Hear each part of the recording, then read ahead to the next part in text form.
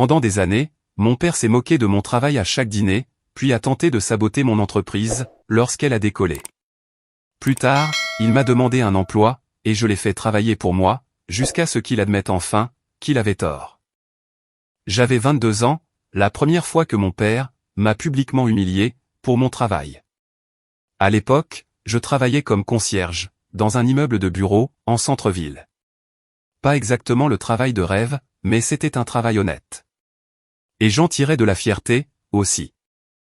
J'aimais le calme des petits matins, la prévisibilité des routines, et la simple satisfaction de laisser les choses plus propres que je ne les avais trouvées. Je n'étais pas paresseux. Je n'étais pas sans but. J'économisais de l'argent, lentement, méthodiquement, et je planifiais quelque chose de plus grand. Quelque chose dont personne dans ma famille ne prenait la peine de s'informer. Mais pour mon père, ce travail était la chute de chaque blague, la marque de l'échec. Mon frère aîné, Mason, travaillait déjà dans une société financière à l'époque, portant des costumes et exhibant sa carte de crédit d'entreprise, comme si c'était une médaille d'honneur. Ma sœur, Léa, avait fait un mariage d'argent, et passait son temps à organiser une vie parfaite, sur les réseaux sociaux. C'étaient les enfants prodiges, brillants, impeccables, exactement le genre de personnes à qui mon père aimait porter un toast devant les invités. Ce Thanksgiving-là fut la première fois que je réalisais à quel point j'étais invisible pour ma propre famille. C'était le grand rassemblement familial habituel chez mes parents. La dinde rôtissait, les enfants criaient, le vin coulait à flots, et les adultes riaient plus fort que nécessaire. J'étais arrivé avec une tarte faite maison et un pack de 6 bières, comme je le faisais toujours. Et comme d'habitude, personne ne m'a vraiment prêté attention, au-delà d'un salut, Caleb distrait. Le dîner était bruyant et chaotique, comme toujours, avec mon père qui tenait la cour en bout de table, comme une sorte d'empereur. Il avait toujours aimé avoir un public. Et bien sûr, il adorait ses petits discours. À chaque fête, il levait son verre et portait un toast à quelque chose, la santé de la famille, le bon vieux temps. Mais cette fois-ci, il est sorti du scénario. Aux enfants, qui ont réussi à se faire une place, dit-il, en souriant à Mason et Léa. Au travail acharné, qui mène réellement quelque part. Et au fait de ne jamais finir, à nettoyer des toilettes pour vivre. Je me souviens de la pause, après qu'il ait dit ça. La façon dont tout le monde a gloussé nerveusement, m'a jeté un coup d'œil, puis a rapidement détourné le regard. Mason a eu un sourire suffisant, et a fait teinter son verre contre celui de papa. Léa a fait semblant de ne pas entendre, mais son mari a laissé échapper un grognement, et a marmonné quelque chose dans sa barbe. Je n'ai rien dit. Je n'ai même pas fini mon repas. Je me suis levé tranquillement, j'ai laissé la tarte sur le comptoir, et je suis sorti par la porte d'entrée. Personne ne m'a suivi. Personne n'a appelé. Ni cette nuit-là, ni le lendemain. Ce moment est resté en moi, comme un éclat de verre, enfoui trop profondément pour être retiré. Ce n'était pas seulement ce qu'il a dit. C'était la façon dont il l'a dit. Comme si j'étais une déception, dont il devait se moquer, pour se sentir mieux. Comme si ma vie, mes choix, mon chemin, n'étaient que des déchets, à balayer sous le tapis. Mais ce qu'ils ne savaient pas, ce qu'ils n'ont jamais pris la peine de demander, c'est que ce travail de concierge n'était pas censé être toute l'histoire. Je travaillais de nuit, tout en suivant des cours de commerce en ligne. J'apprenais tout ce que je pouvais, sur l'immobilier commercial, la maintenance, les codes du bâtiment, les contrats, les lois de zonage. Chaque salaire que je gagnais, en récurant des toilettes et en passant la serpillière, allait sur un compte d'épargne, que je traitais comme un sol sacré. J'avais un objectif, un calendrier, une vision. Je n'allais pas être concierge pour toujours.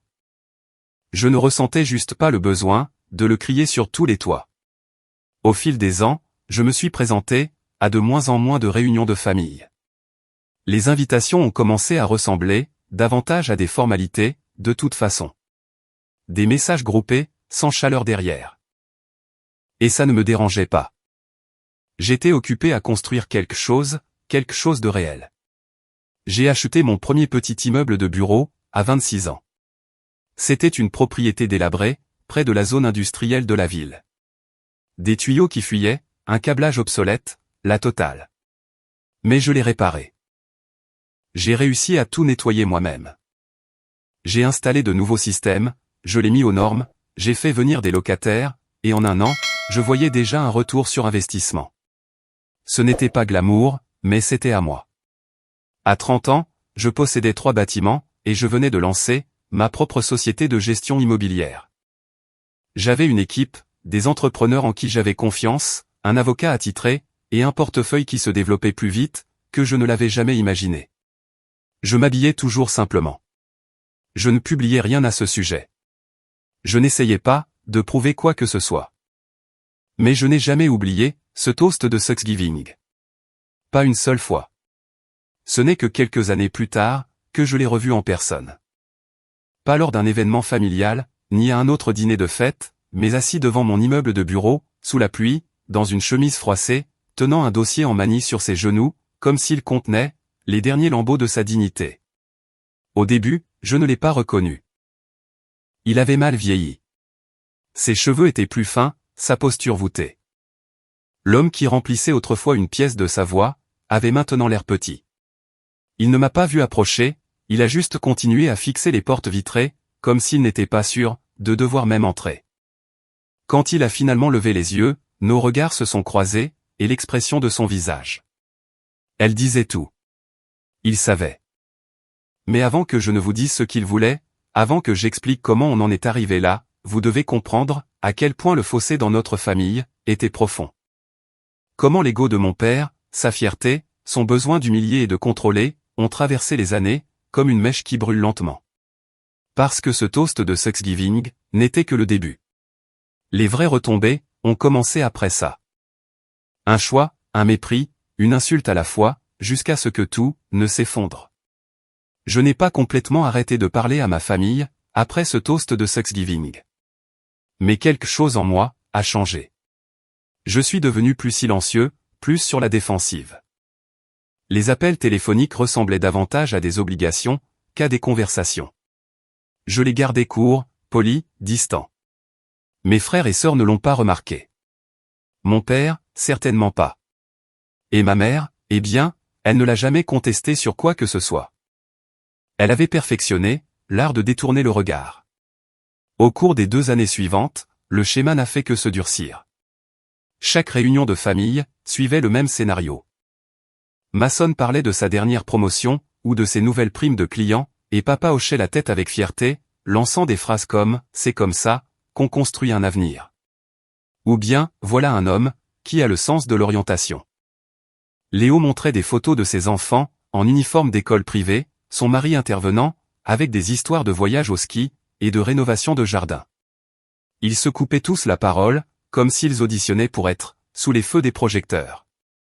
Et moi, je restais juste là, à siroter de l'eau, répondant aux questions directes, avec le moins de mots possible, attendant une excuse pour partir. Le véritable point de rupture n'est pas venu d'un seul coup. Ça a commencé avec de petites choses, de minuscules remarques acerbes, que papa ne pouvait s'empêcher de me lancer. Toujours en train de passer la serpillière, « Caleb, tu sais, si tu avais suivi l'exemple de Mason, tu aurais un bureau d'angle, à l'heure qu'il est. Ne t'inquiète pas, on s'épanouit tous à notre manière. Certains prennent juste plus de temps. Il n'a jamais demandé ce que je faisais de mon temps. Il n'a jamais demandé comment allaient mes bâtiments, ou mes locataires, ou comment j'étais passé d'une propriété à 3. Et je ne le lui ai jamais dit. Ce n'était pas par orgueil. C'était par épuisement. Pourquoi partager avec des gens qui n'entendent que ce qu'ils veulent entendre? Maman essayait d'arranger les choses, avec des sourires crispés et de faibles gloussements, m'offrant une part de tarte supplémentaire, ou me demandant si j'avais besoin de reste, comme si cela compensait, d'une manière ou d'une autre, le fait d'être traité comme la note de bas de page de la famille. J'aurais peut-être laissé tout cela glisser pour toujours. Honnêtement, j'avais été conditionné depuis mon adolescence, à simplement encaisser les pics, à hocher la tête, et à ravaler ma colère. Mais ensuite, est venu le dîner d'anniversaire de Léa. Elle fêtait ses 35 ans, et son mari avait loué un salon privé, dans l'un de ces restaurants avec plus d'adjectifs que d'ingrédients sur le menu. Tout le monde était sur son 31. Léa dans une robe portefeuille dorée, Mason dans un costume bleu marine. Même maman et papa avaient l'air tirés à 4 épingles, comme s'ils se préparaient pour une séance photo. Je portais une chemise boutonnée propre, et un pantalon. Rien de tape à accent grave-l'œil, juste assez pour avoir l'air respectable. Je n'étais pas intéressé par le fait de faire semblant. Je n'étais pas là pour jouer un rôle. Je venais à peine de m'asseoir, que papa m'a toisé, et a souri en coin. Pas eu le temps de te changer après le travail, a-t-il demandé, assez fort pour que toute la table entende. J'ai souri, crispé. Je ne passe plus la serpillière, papa. Mason a ri dans son verre de vin. Quoi, tu as été promu chef concierge? J'ai ignoré.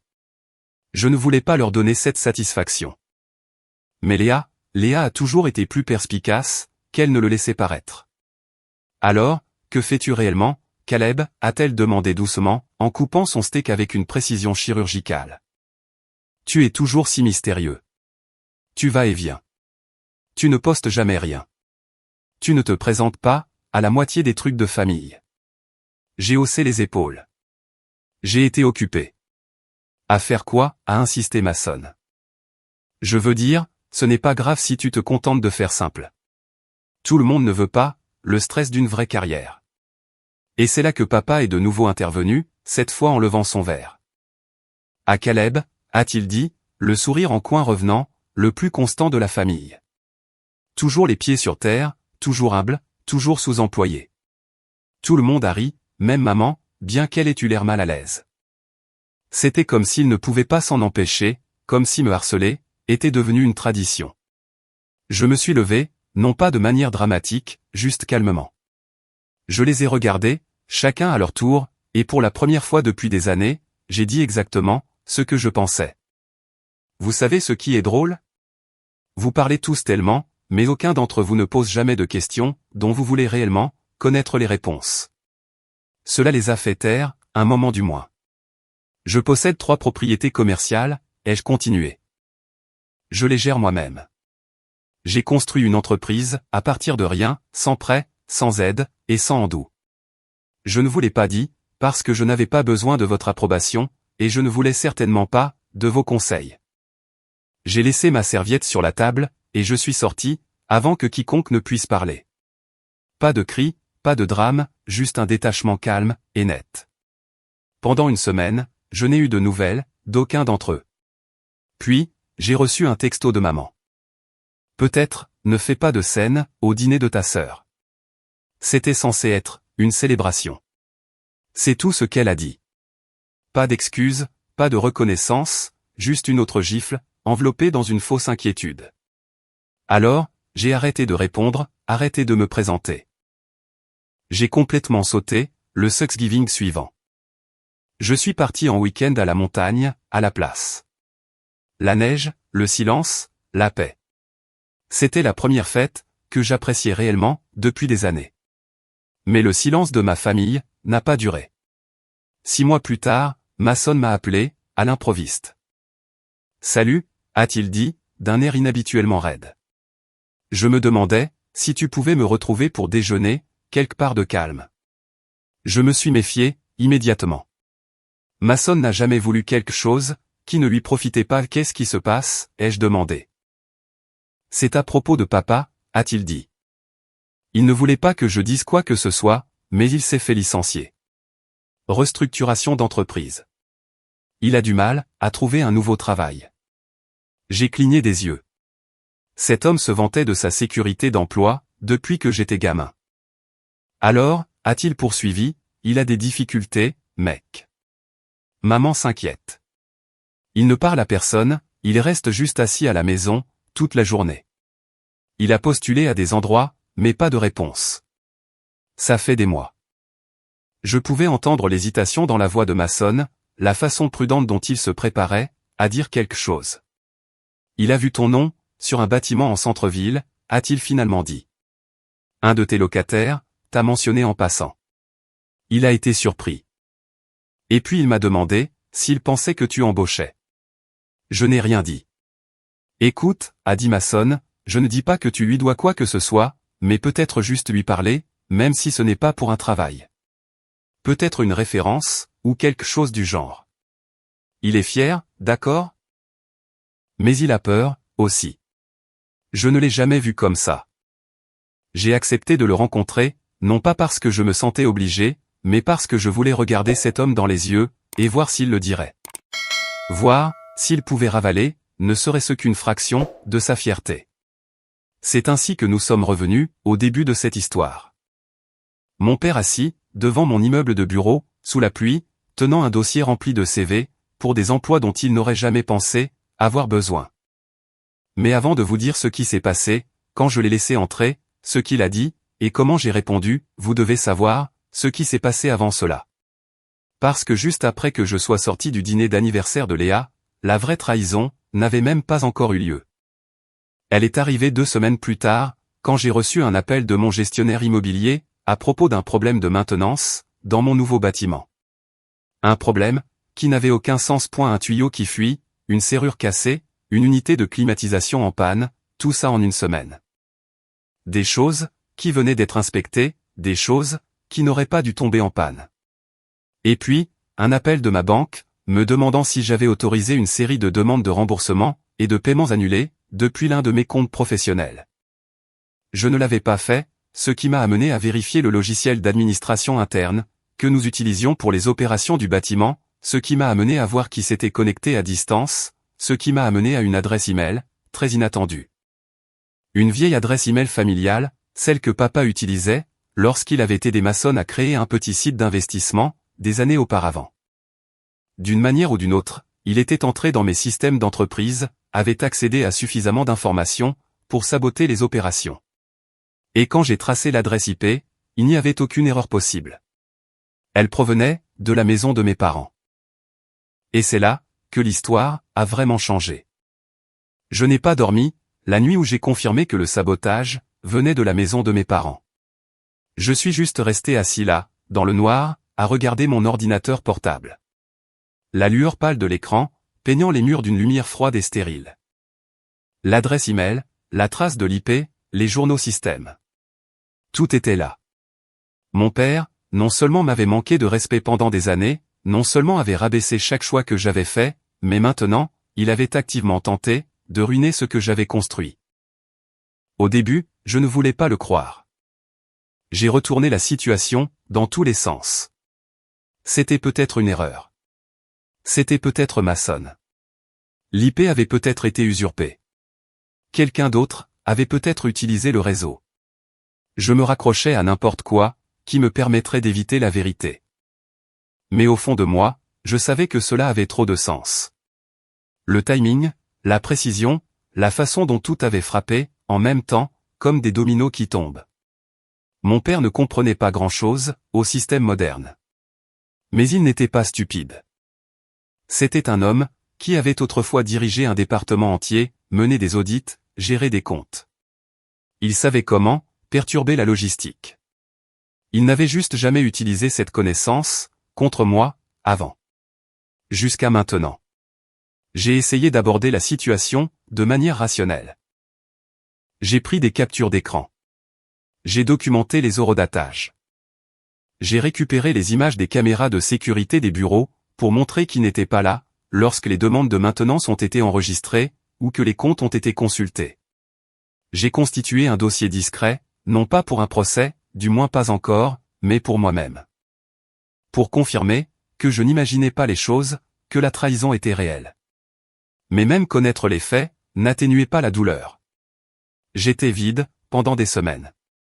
J'ai fait les choses machinalement, hochant la tête pendant les réunions, signant des papiers sans les lire 2 fois. Mon assistante, Léa, a été la première à le remarquer. Elle n'arrêtait pas de me demander si j'allais bien, proposant de me décharger de certaines tâches, mais je lui ai juste dit que j'étais fatigué. Elle n'a pas insisté. Elle était douée pour ça. Elle savait comment donner de l'espace, sans me laisser seul. Le vrai coup dur, n'est pas venu du sabotage lui-même. Il est venu, quand j'ai finalement conduit jusqu'à la maison de mes parents, et que je suis entré à l'improviste. Maman était dans la cuisine, en train de glacer des cupcakes, comme si c'était un mardi ordinaire. Elle a cligné des yeux en me voyant, surprise, mais a souri. « Caleb, mon chéri, tu n'as pas dit que tu passais. Tu veux un café ? Où est papa ? Ai-je demandé, d'un ton plat. Son sourire s'est estompé. Il est dans le garage. Pourquoi ? Je n'ai pas répondu. Je suis juste passé devant elle, j'ai traversé le salon, en passant devant les vieilles photos de la remise de diplôme de maçonne, et du mariage de Léa. Il n'y avait aucune photo de moi, sur les murs. Quand j'ai ouvert la porte du garage, il était assis à l'établi, en train de trier une boîte de vieux outils, comme s'il attendait que quelqu'un ait besoin de lui. Il a levé les yeux, surpris, et son visage s'est raidi. « Je ne m'attendais pas à te voir ici », a-t-il dit. J'ai brandi le dossier, que j'avais apporté avec moi. À l'intérieur, se trouvaient les impressions des journaux de connexion, des traces, des captures d'écran. Je les lui ai tendues, en silence. Il a jeté un coup d'œil, et a ricané. « Tu es venu jusqu'ici, pour ça ?» a-t-il demandé. J'ai attendu. Il a posé les papiers sur l'établi, comme s'il l'ennuyait. « Et alors, si j'ai jeté un œil à ta petite entreprise ? Je me suis dit que peut-être, si tu étais sérieux au sujet de la croissance, tu pourrais avoir besoin d'un peu de structure. Tes systèmes sont un désastre, Caleb. Tu gères ça, comme un concierge. » Ma bouche est devenue sèche. Tu as accédé à mes comptes. Tu as déclenché de fausses demandes de travaux. Tu as essayé de saper la confiance des clients. Il a haussé les épaules. Je testais ton installation. C'est toi, qui es toujours si susceptible. Je l'ai fixé, l'incrédulité inondant chaque cellule de mon corps. Tu penses vraiment que c'est ta version de l'aide ? Je pense que tu as passé trop de temps à voir petit. Je me suis dit que si tu voyais où étaient les fissures, tu te réveillerais, et laisserais enfin quelqu'un d'expérimenté t'aider à gérer les choses. J'ai ri, non pas parce que c'était drôle, mais parce que c'était si insensé, si pharisaïque. Ce rire était la seule chose entre moi et les hurlements. Tu n'as pas aidé. Tu as saboté. Tu m'as humilié devant la famille, et maintenant tu pirates mes systèmes, et tu appelles ça de l'aide ? J'ai construit une carrière à partir de rien, Caleb, a-t-il sèchement répondu. Je sais comment diriger une opération. Tu as juste eu de la chance, avec quelques propriétés, et soudain tu te prends pour un magnate. De la chance, ai-je murmuré. Il s'est levé, dominant l'établi, ses yeux brillants maintenant. Tu n'es pas spécial, mon fils. Tu es juste amer, parce que ton frère t'a dépassé. Tu l'as toujours été. Je n'ai pas répondu. Je n'ai pas discuté. Je me suis juste retourné, je suis sorti de la maison, je suis monté dans ma voiture, et je suis parti. Ce fut la dernière fois que je parlais à mon père, en face à face, pendant près de 2 ans. J'aimerais pouvoir dire que je me suis rapidement remis sur pied, que j'ai canalisé ma rage en carburant, et que j'ai bâti un empire. Mais ce n'est pas ce qui s'est passé. Pour la première fois depuis mes 17 ans, j'ai sérieusement envisagé d'arrêter, de vendre les bâtiments, de m'en aller, de trouver quelque chose de plus calme, de plus petit. Quelque chose qui ne ferait pas de moi une cible dans ma propre famille. Quelque chose qui ne me ferait pas remettre en question chaque choix que j'avais jamais fait. Mais je ne l'ai pas fait. Parce que 2 semaines après cette confrontation, l'un de mes plus anciens locataires, une clinique pédiatrique, m'a appelé personnellement. L'unité de climatisation, que nous pensions avoir été détruite par le sabotage, je l'avais fait remplacer rapidement. Pas de drame, pas de retard, j'avais juste fait le travail. Et la directrice de la clinique voulait que je sache à quel point elle appréciait cela. Vous êtes l'un des meilleurs propriétaires d'immeubles avec qui nous ayons travaillé, m'a-t-elle dit. Le précédent ignorait tout. Vous êtes toujours présent. Vous vous souciez des choses. Et quelque chose à ce sujet m'a marqué. Je me souciais des choses, même quand personne d'autre ne s'en souciait.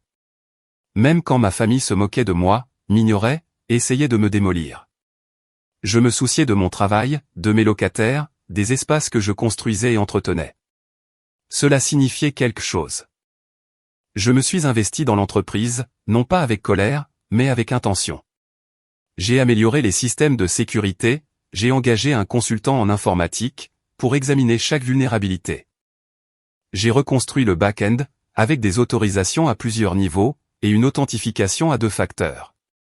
J'ai mis à jour le portail des locataires, et créé de nouvelles procédures opérationnelles standards, pour les équipes de maintenance.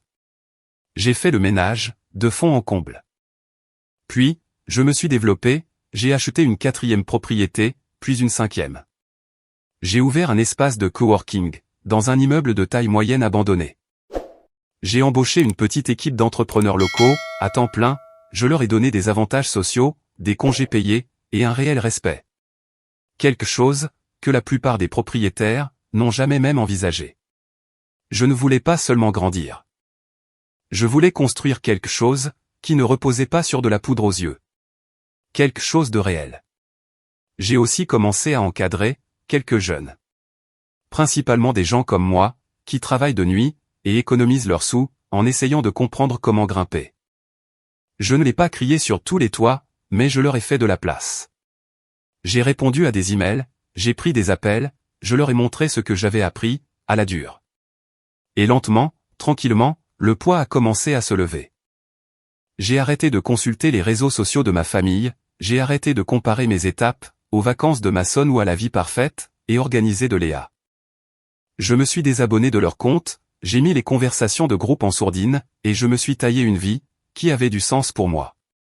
Les bâtiments sont devenus plus que de simples biens immobiliers. Ils sont devenus les symboles de ce à quoi j'avais survécu, de ce que j'avais dépassé. Et chaque bail signé, chaque locataire conservé, chaque système amélioré, tout cela donnait l'impression de récupérer un peu plus de moi-même. Mais le passé a une façon de revenir en boucle. Et 2 hivers plus tard, c'est ce qu'il a fait. Ce matin-là, je suis arrivé tôt. Le ciel était gris, de légers flocons tombaient à l'extérieur des grandes baies vitrées de l'immeuble de bureau du centre-ville que j'avais acheté 6 mois plus tôt. La machine à café crachotait dans la salle de pause. J'examinais de nouveaux contrats de location quand Léa a passé la tête. « Salut », a-t-elle dit, hésitante. « Il y a quelqu'un dehors. Il a dit qu'il était là, pour un travail. » J'ai levé les yeux, confus. « Quelqu'un qui se présente, comme ça ?» Elle a hoché la tête. « Mais Caleb, c'est ton père. » Je me suis figé, puis je me suis levé, j'ai marché jusqu'aux fenêtres du hall, et il était là. Le même homme, le même sourire froid, adouci par des années d'usure, tenant un dossier, debout dans la neige, comme s'il n'avait nulle part où aller. Il était revenu. Mais cette fois, il n'était pas là pour jubiler. Il était là, pour demander quelque chose, et je n'avais pas encore décidé si j'allais le lui donner. Je ne suis pas sorti pour l'accueillir tout de suite. Au lieu de cela, je suis resté là, derrière la vitre teintée, les bras croisés, regardant mon père transférer son poids d'un pied à l'autre, alors que la neige commençait à s'accumuler sur ses épaules. Il avait l'air plus petit, d'une certaine manière, comme si on l'avait dégonflé. Pas seulement vieux, ou diminué. L'homme confiant et autoritaire, qui portait autrefois des toasts autour de la dinde, et me rabaissait avec un sourire, était maintenant juste froid, attendant, espérant. Et pourtant, je ne ressentais rien. Pas de satisfaction, pas de colère, pas d'envie de jubiler. Juste une étrange immobilité lourde, comme le silence avant une tempête, que vous savez déjà imminente. Je me suis tourné vers Léa. Ne le laisse pas encore entrer. Ses yeux s'écarquillèrent. Tu es sûr? Ouais. Laisse-le attendre, un peu. Elle hocha lentement la tête, et s'éloigna, ses talons claquant doucement, sur le sol poli. Je suis retourné à mon bureau, j'ai fermé la porte, je me suis assis derrière mon bureau, et j'ai laissé mon esprit travailler. J'ai pensé à tout ce qui avait mené, à ce moment. Les années de remarques désobligeantes, l'humiliation publique, le sabotage qu'il avait tenté de faire passer pour de l'aide. Et maintenant, le voilà, sans emploi, désespéré, debout devant le bâtiment que je possédais, cherchant un moyen de revenir dans quelque chose qu'il n'avait en rien contribué à construire. L'ironie était presque trop parfaite. Mais je n'étais pas intéressé par une vengeance mesquine. Plus maintenant. Je voulais quelque chose qui durerait. Un message qu'il ne pourrait pas ignorer, une leçon qu'il ne pourrait pas transformer en fierté. Alors, j'ai commencé à planifier. La première chose que j'ai faite a été de sortir le dossier que j'avais intitulé l'éventualité. C'est là que je stockais la documentation sur le sabotage. Tout ce que j'avais discrètement rassemblé et classé après notre dernière rencontre. À l'époque, je ne savais pas si j'en aurais un jour besoin, mais quelque chose en moi ne pouvait pas laisser tomber. Et maintenant, cela ressemblait à une chambre chargée, attendant une gâchette. J'ai imprimé quelques pages choisies, les journaux d'IP, les accès au système, les horodatage. Pas tout, juste assez, pour lui rappeler que je n'avais pas oublié. Ensuite, j'ai appelé mon avocat, samedi. Il était vif, discret, et était à mon service depuis le 2e bâtiment. Salut, ai-je dit, question hypothétique pour toi. Disons que quelqu'un, avec un passif d'hostilité envers toi, se présente pour un travail. Quelqu'un, qui a précédemment accédé à tes systèmes d'entreprise, sans permission. Pourrais-tu légalement l'embaucher, et aussi utiliser ce contact pour obtenir des protections, au cas où il essaierait à nouveau quelque chose? Il y a eu une pause. Hypothétiquement, a demandé Sam. Hypothétiquement, tu pourrais, mais tu voudrais un contrat en béton. Des limites, un accord de non-divulgation, un accès limité, une surveillance. Ça pourrait même valoir le coup, de créer un poste juste pour ça. Rien d'essentiel, mais assez pour le garder à proximité. J'ai hoché la tête, même s'il ne pouvait pas me voir. Compris. Merci, Sam. Caleb, a-t-il ajouté, la voix basse. Tu es sûr de toi? Non, mais je ne prévois pas de lui offrir un emploi. Je prévois de lui offrir un miroir. Après l'appel, j'ai contacté Leia. Fais-le entrer. Elle a hésité. Tu veux que j'assiste? Non, celui-ci est pour moi. Je me suis levé, alors que la porte s'ouvrait, et que mon père entrait.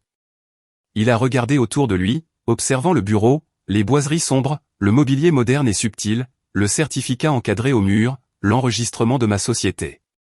Il s'y est attardé, un moment de plus que nécessaire. Puis, nos regards se sont croisés. Caleb, a-t-il dit, la voix rauque. Merci de me recevoir. Je lui ai fait signe, de s'asseoir sur la chaise, en face de moi. Il s'est assis. Il y a eu une longue pause, lourde de tout ce qui n'avait pas été dit. Il s'est raclé la gorge. Je sais que c'est inattendu, mais j'ai pensé que j'allais essayer. Les choses ont été difficiles, dernièrement. Je n'ai rien dit. Je sais que je n'ai pas toujours été, le plus encourageant, mais je cherche quelque chose de stable, maintenant. Je me suis dit que peut-être, si tu avais quelque chose. J'ai laissé le silence s'étirer, jusqu'à frôler la cruauté. Puis j'ai ouvert le dossier, et je l'ai fait glisser sur le bureau. Il l'a regardé, puis m'a de nouveau regardé. Je me souviens de ça, a-t-il dit doucement. Donc tu l'as gardé? J'ai hoché la tête. Je garde beaucoup de choses. Il ne l'a pas ouvert, il a juste posé ses mains dessus. J'avais tort, a-t-il admis, sur beaucoup de choses. Je voulais croire, que tu étais encore en train de te chercher, que j'avais encore le temps, de t'apprendre quelque chose. Mais je vois maintenant, que tu as construit ça, sans moi. Tu n'as pas besoin de mon aide. Non, ai-je dit calmement. Je n'en ai pas besoin. Il a dégluti difficilement. Mais tu es quand même venu ici. Il a hoché la tête. Je n'ai rien d'ouvert, qui corresponde à ton expérience, ai-je continué. Et franchement, tu es un risque. Je ne peux pas risquer, une autre intrusion. Son visage s'est crispé. Mais, ai-je dit, je peux t'offrir quelque chose. Ses yeux se sont levés. J'ai une nouvelle division. Les inspections de propriété. Rien de glamour. Juste des vérifications de routine, plomberie, climatisation, visites structurelles. Du travail de terrain, des presse-papiers, des rapports. Des tâches de premier niveau.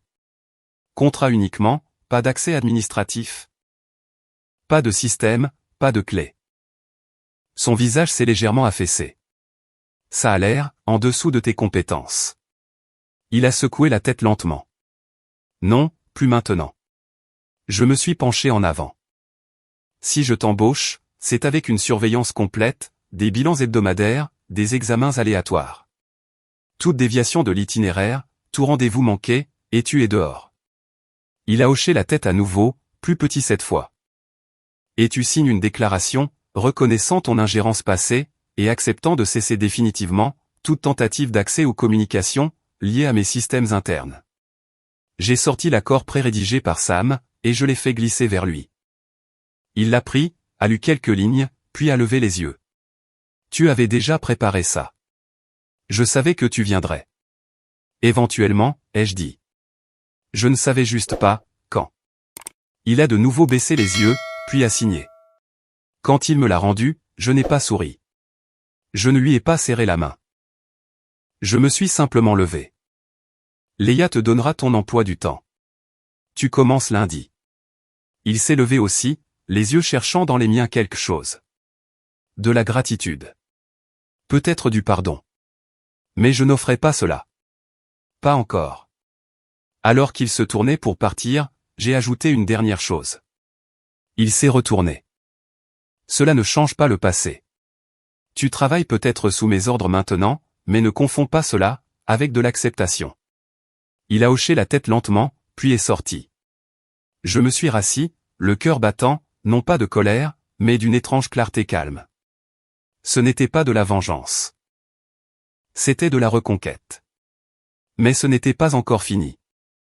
Parce que je ne prévoyais pas seulement de le garder à proximité.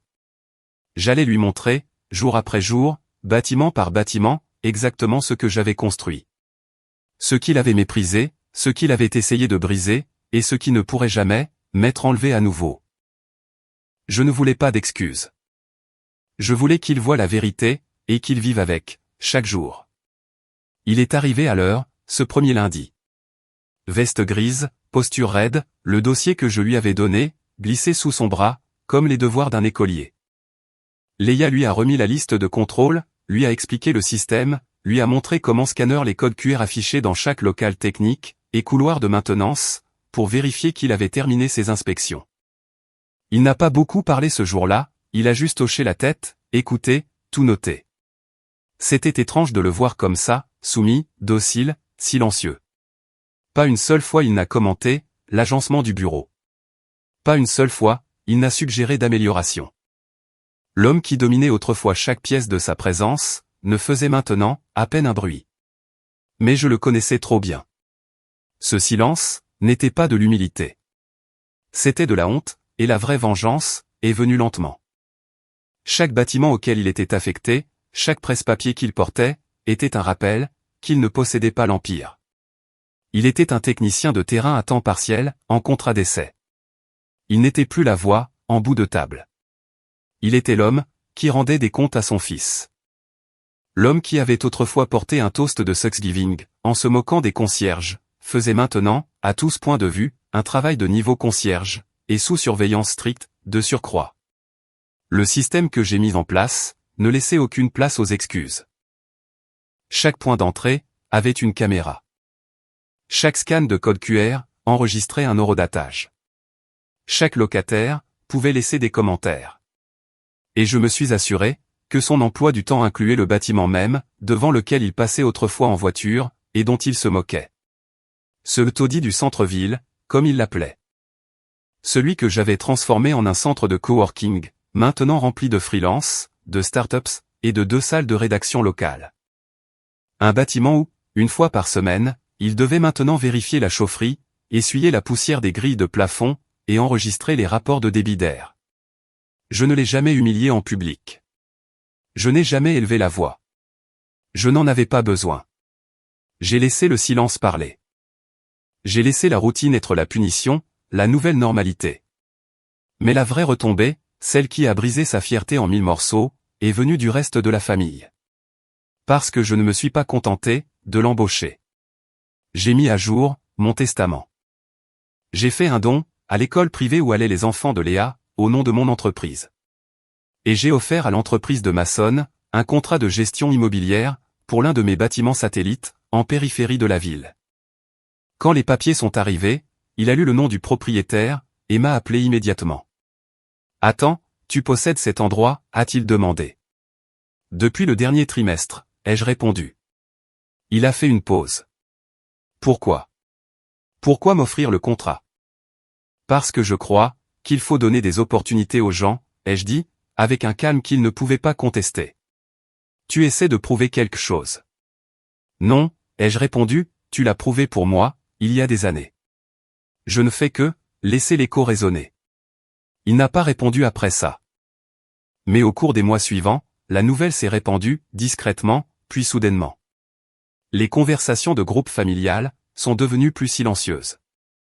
Les fêtes sont devenues plus gênantes. Personne ne portait plus de toast à quoi que ce soit. Et au Thanksgiving suivant, pour la première fois en plus d'une décennie, j'ai organisé le dîner. Non pas parce que le bruit, ou les rituels, ou les compliments vides, me manquaient, mais parce que je voulais changer l'histoire. La table était longue, dressée avec des serviettes vert foncé, et des assiettes aux accents dorés. Léa a aidé à organiser le traiteur. Quelques-uns de mes amis proches sont venus avec leur famille. Mason est venu seul. Sa femme avait un truc. Léa est arrivée en retard, traînant son mari et ses enfants, examinant l'endroit, comme si elle le jaugeait, pour le comparer. Papa est arrivé en dernier. Il n'a pas frappé.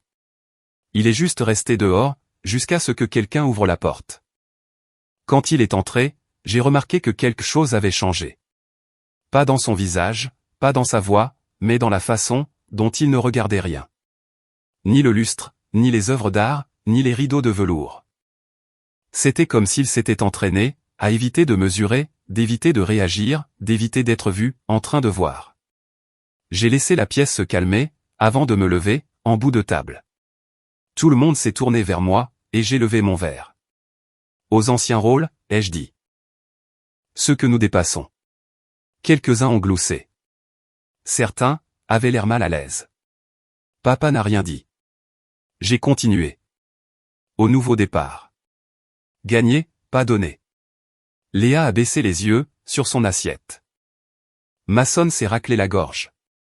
Aux gens, qui construisent en silence, ai-je ajouté.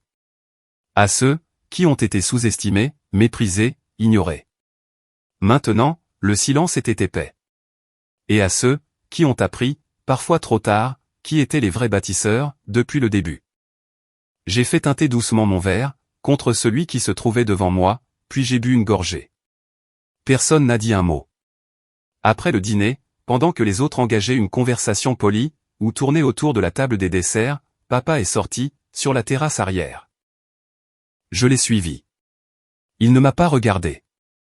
Je ne sais pas ce que tu attends de moi, a-t-il dit doucement. Je viens au travail. Je ne me plains pas. Je ne te dérange pas. Je n'attends rien, ai-je répondu. Pas de toi. Il a baissé les yeux, sur ses mains. Elles tremblaient légèrement. Je ne les avais jamais vus faire ça, auparavant. Je suis désolé, a-t-il dit. Pas fort, pas répété, pas même entièrement formulé, mais c'était réel. Et j'ai hoché la tête. D'accord. Nous sommes restés là, un moment, à simplement respirer, l'air froid. Il n'a pas demandé plus. Je n'ai pas offert plus. Mais quand il est venu au travail, ce lundi-là, il était en avance de 15 minutes, et il est resté tard. Des mois ont passé. Puis un an. Son contrat a pris fin, mais je l'ai prolongé. Un salaire légèrement meilleur. Le même rôle. Il n'a jamais demandé plus, n'a jamais dépassé les limites. Quelque chose en lui s'était apaisé. Pas de la soumission, exactement. Juste la réalité. Et avec le temps, la tension s'est relâchée. Nous ne sommes jamais devenus proches. Nous n'avons jamais eu de longues conversations, père-fils, ni rattrapé le temps perdu. Mais un jour, je l'ai vu s'arrêter dans le hall d'un de mes bâtiments, lever les yeux vers le logo de l'entreprise sur le mur, et hocher la tête, pour lui-même. C'était à peine un geste, mais c'était suffisant. Il savait. Et la dernière pièce de la vengeance, c'est que je n'en avais plus besoin. Le pouvoir qu'il avait sur moi, pendant des décennies, son approbation, sa reconnaissance, sa validation, avait disparu. Je l'avais repris, non pas par la force, mais en devenant indéniable. Ma vengeance ne consistait pas à le faire souffrir. Elle consistait à le faire voir. Et il l'a vu, chaque jour, jusqu'à la fin. Et les derniers mots qu'il m'ait jamais adressés, furent ceux-ci.